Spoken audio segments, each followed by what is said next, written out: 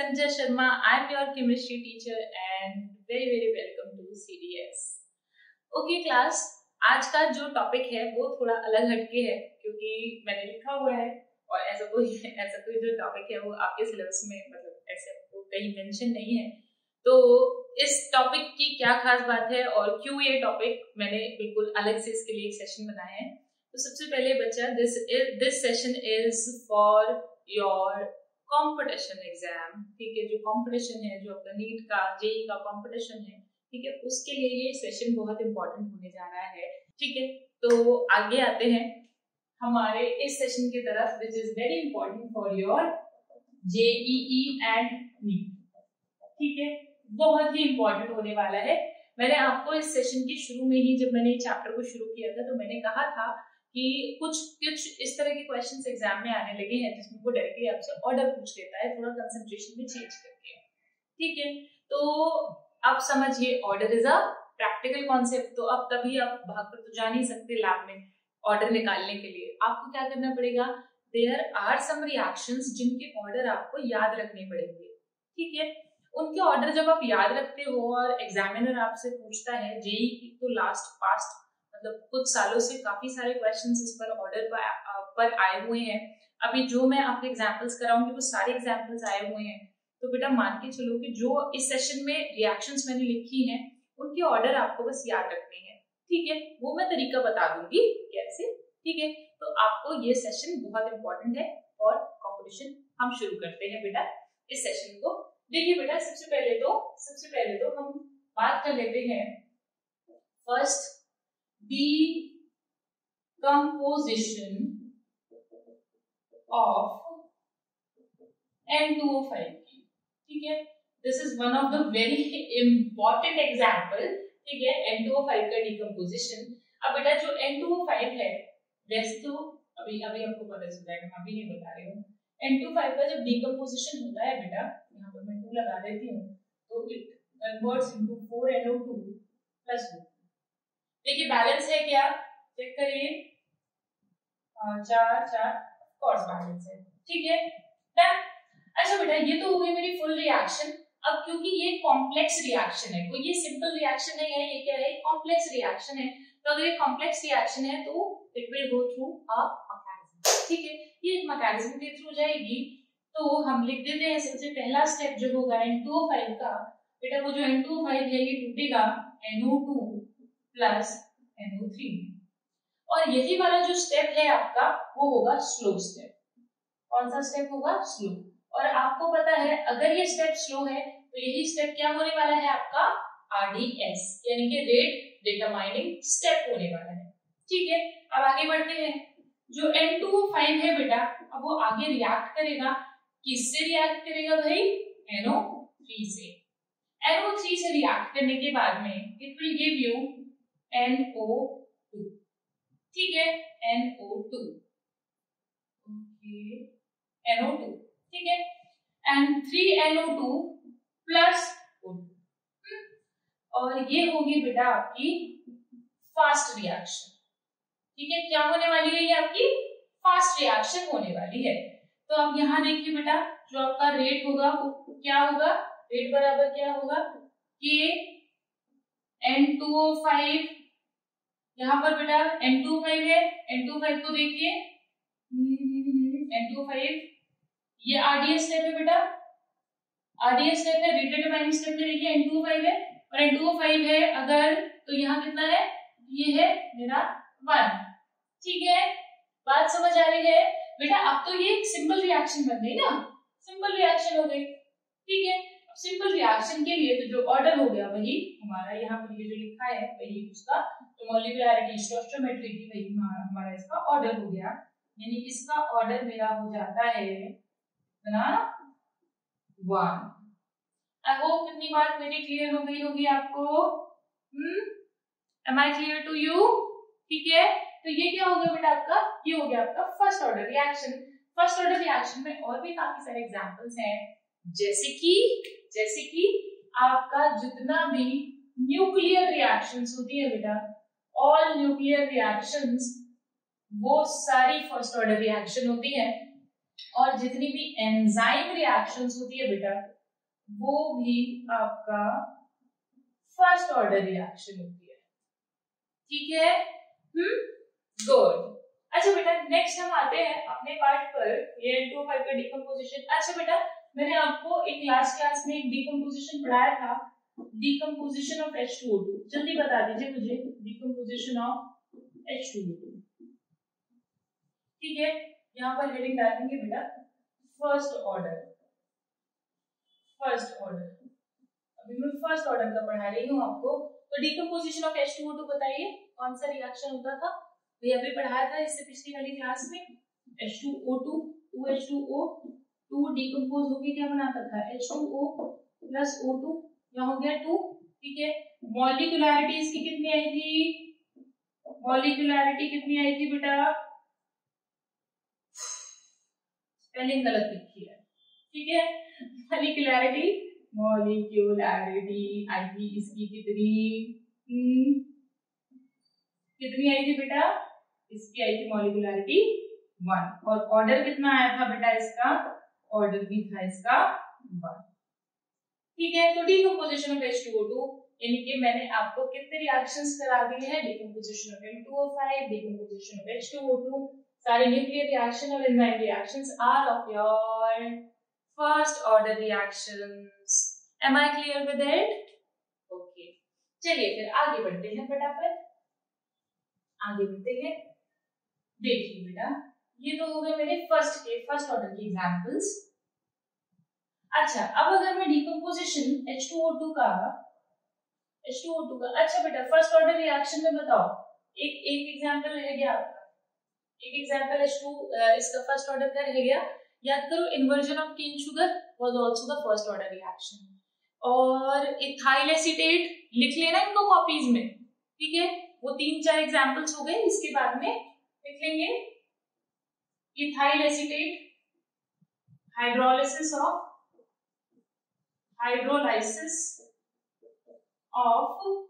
Ethyl acetate, ये भी क्या था बेटा आपका फर्स्ट ऑर्डर रिएक्शन था।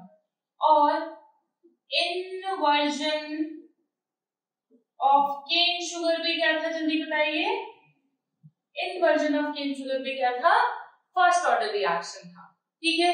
याद रखेंगे, जल्दी याद रखेंगे, पता चलेगा अभी आपको जब इससे अभी आप जो अगला पार्ट पढ़ने वाले हैं कि क्या कहानी होने वाली है, ठीक है। And this is going to be exciting.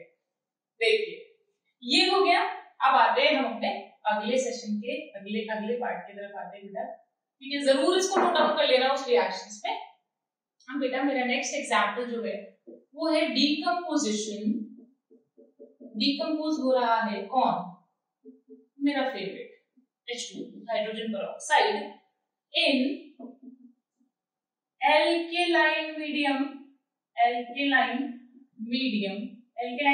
है, यानी कि OH माइनस प्रेजेंट है बेटा, OH माइनस प्रेजेंट है, एंड I माइनस जो है बेटा इसका कैटलिस्ट है, I माइनस इसमें कैटलिस्ट डाला हुआ है।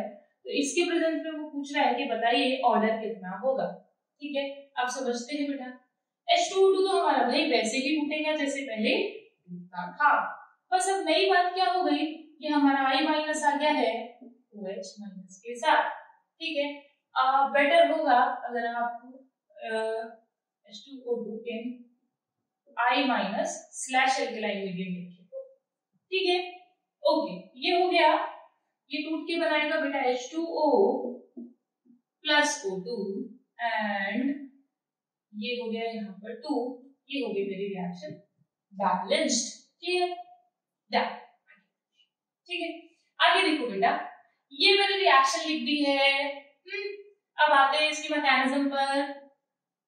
H2O2 बेटा जैसे ही I माइनस से रिएक्ट करेगा तो क्या बनाएगा, ये तो सिंपल रिएक्शन हो गई, मैकेनिज्म है इसकी, ठीक है, ये मैकेनिज्म है। तो H2O2 जैसे ही I माइनस से रिएक्ट करेगा बेटा तो ये क्या दे देगा, ये दे देगा H2O plus IO minus.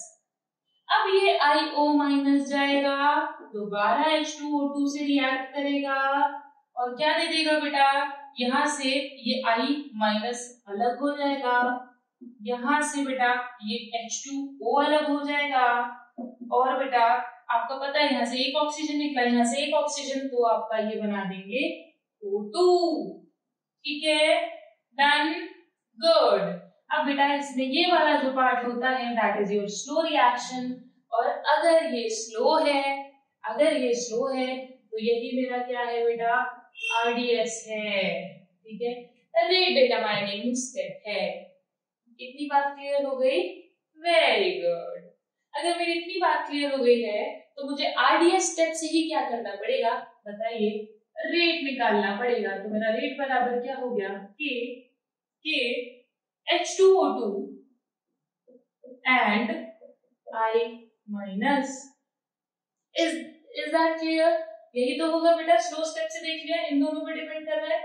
Done done, okay. तो अब मुझे बता दो कि इसका ऑर्डर कितना हो गया, इसका ऑर्डर जल्दी से बता दो बेटा कितना हो गया। H2O2 के रिस्पेक्ट में तो 1 ही है, लेकिन I माइनस आ गया, उसके रिस्पेक्ट में भी 1 है, तो ऑर्डर मेरा टोटल मिलाकर हो गया 2।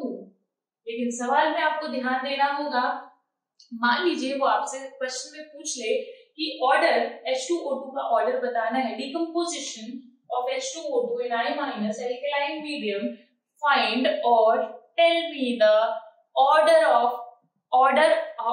with respect to H2O2, तो वो 1 ही होगा। तो सवाल को ध्यान से पढ़ के फिर अटेम्प्ट करें।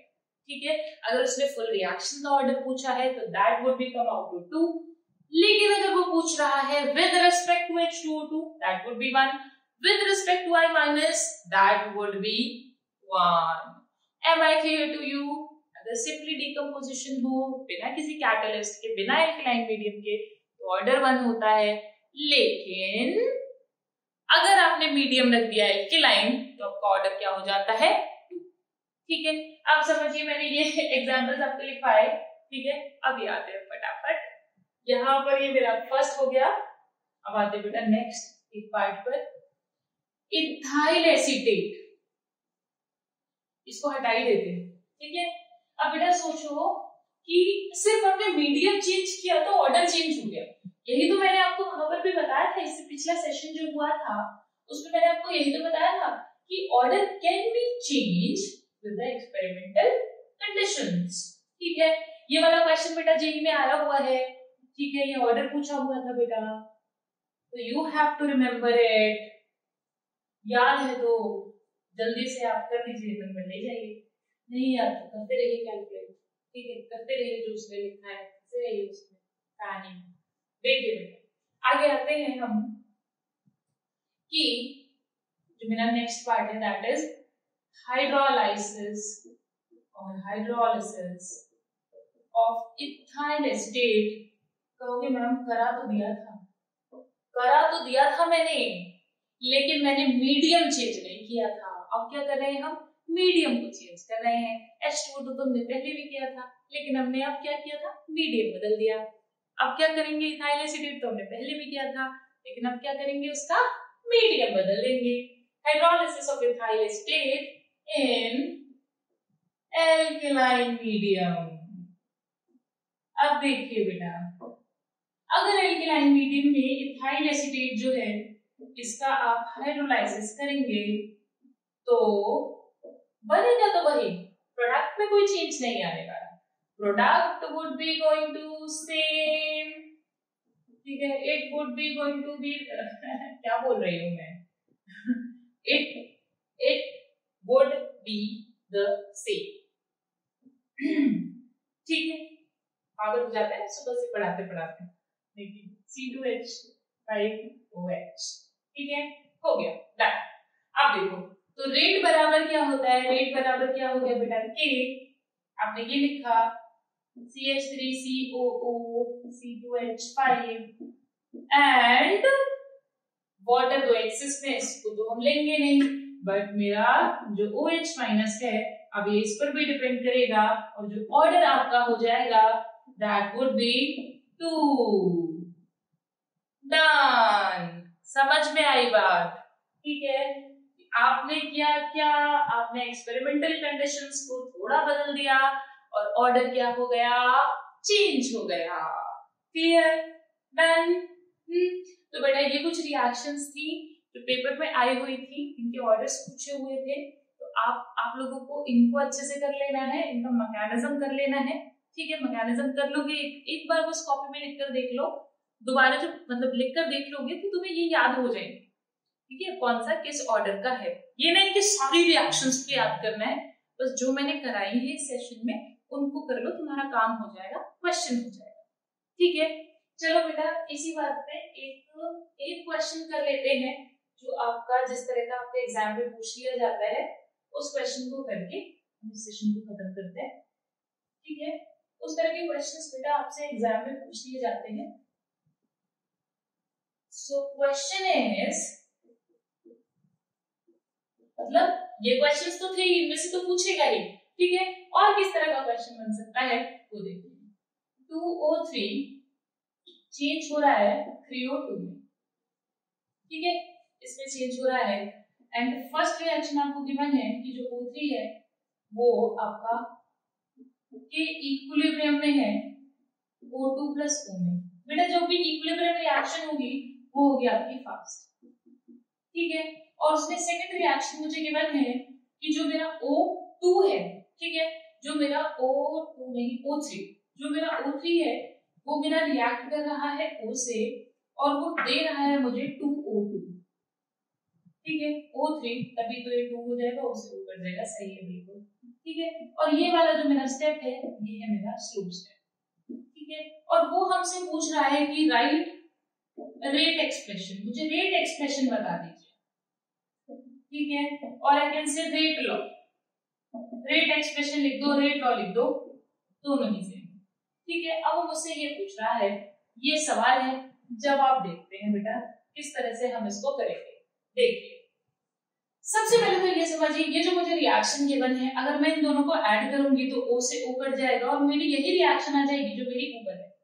ठीक है, तो ये मेरी नेट रिएक्शन है और ये क्या है, मुझे उसका मैकेनिज्म गिवन है। अब समझिए बेटा जो मेरा स्लो स्टेप होता है इसी से मैं रेट फाइंड आउट करती हूँ, इसी से मैं रेट निकाल सकती हूँ। ठीक है, तो देखिए अगर मैं यहाँ पर मान लीजिए मैं इसको K2 कह दूं, ठीक है, या K2,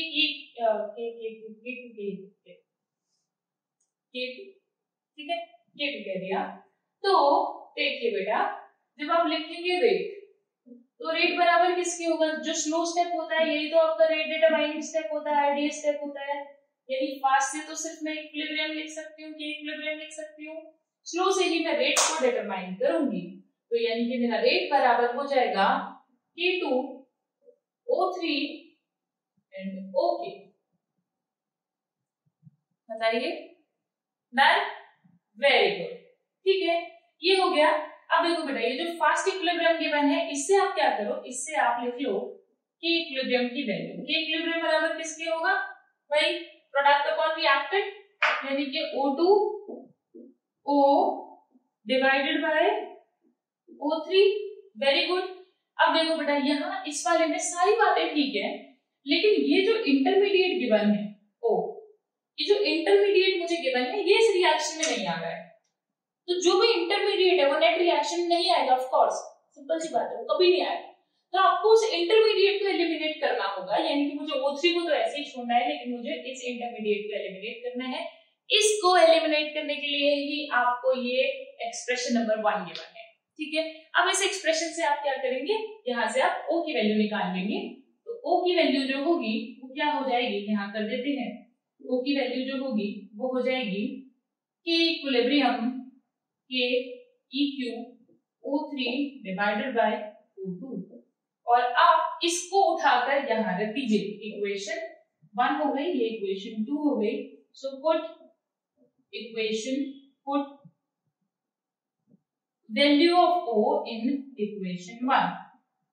ठीक है, तो रेट बराबर क्या आ जाएगा बेटा, K2 O3, ठीक है, O3 सही लिखा है, हाँ सही है बिल्कुल। ठीक है, ये रेट बराबर क्या हो जाएगा, K2 K इक्विलिब्रियम, ठीक है, O3 का स्क्वायर डिवाइडेड बाय O2। जल्दी बताइए, सही है, ठीक है। तो आप क्या लिखेंगे बेटा, इसका ऑर्डर क्या है with respect to O3 with respect to क्या है 2। इसको बेटा ये भी लिख सकते हैं हम, चाहे आप तो ये डैश भी लिख सकते हैं इसको, दोनों को मिला के, क्योंकि दोनों ही कांस्टेंट है तो इन दोनों को मिला के हमने एक कांस्टेंट दे दिया k डैश, और इसको लिख दिया O3 का स्क्वायर, और इसको लिख दिया O2 की पावर -1। ठीक है, तो रेट एक्सप्रेशन ऐसे भी मिल सकता है, ऐसे भी मिलेगा बेटा, लेकिन इसकी मल्टीप्लिकेशन ही मिलेगी आपको। तो इस रिएक्शन में क्या क्लियर हुआ आपको कि O3 के विद रिस्पेक्ट टू ऑर्डर 2 है, लेकिन इसके रिस्पेक्ट में क्या है, ऑक्सीजन के रिस्पेक्ट में -1 है। यानी कि जैसे जैसे ऑक्सीजन का कंसंट्रेशन बढ़ेगा, जैसे जैसे ऑक्सीजन का कंसंट्रेशन बढ़ेगा रेट कम होगा, जैसे जैसे ये बढ़ेगा रेट कम होगा। क्लियर हो रही है? और आपको मैंने पहले ही पढ़ा रखा है, जो ऑर्डर है it can be positive, it can be negative, it can be fraction, है ना, हो सकता है ना। डन, क्लियर हो गई। तो बेटा मैंने आपको इस सेशन में क्या क्या करा दिया, इस सेशन में हमने बहुत सारे केमिकल रिएक्शंस पढ़ लिए जो आपके एग्जाम पॉइंट ऑफ व्यू से बहुत इंपॉर्टेंट है। इस तरह के क्वेश्चंस जो है बेटा ये मैंने आपको एक टाइप का क्वेश्चन करा दिया जिसके अंदर इक्विलिब्रियम एक देगा, उससे आपको इंटरमीडिएट फाइंड करना होगा, एक आरडीएस स्टेप होगा, उस आरडीएस स्टेप के रेट में उस इंटरमीडिएट को एलिमिनेट करके रेट लॉ निकालना होगा। Am I clear? ठीक है, आज का सेशन समझ में आया? गुड, ठीक है, तो चलिए अब हम चलते हैं, अब आपसे अगली क्लास में मिलेंगे। ओके, सो पढ़ते रहिए, आगे बढ़ते रहिए, बाय बाय।